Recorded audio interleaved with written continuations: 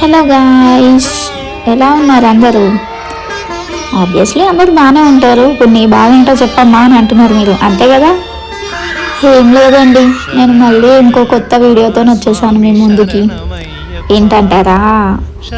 ఏం లేదు, daily routine అన్నమాట.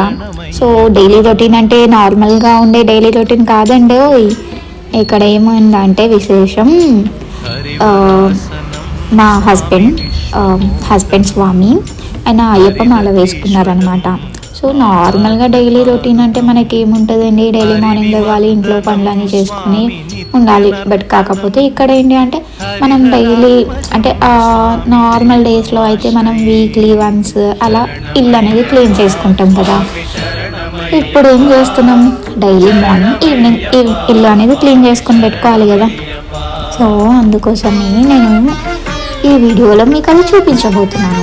ఈ వీడియోలో వచ్చేసి నేను ఇల్లు క్లీన్ చేసుకున్నాను, మొత్తం అంతా దులుపుకొని క్లీన్ చేసుకొని. చాలా పెద్ద పని, చాలా పెద్ద ప్రాసెస్ అండి. యాక్చువల్లీ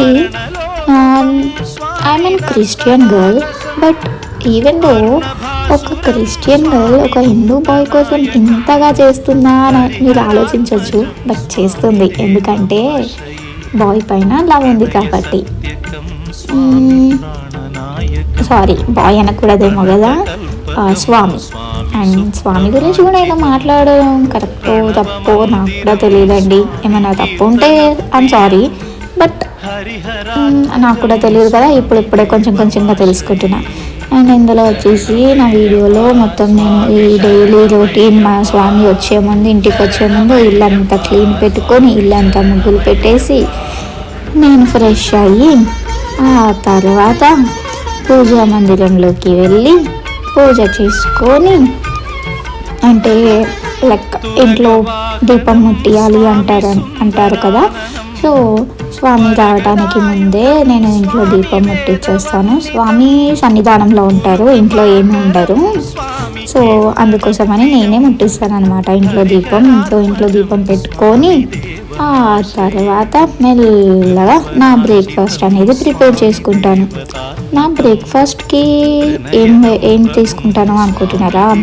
ఏం లేదండి, ఏముంది, నార్మల్గా మనం హెల్త్ కూడా కొంచెం పట్టించుకోవాలి కదా.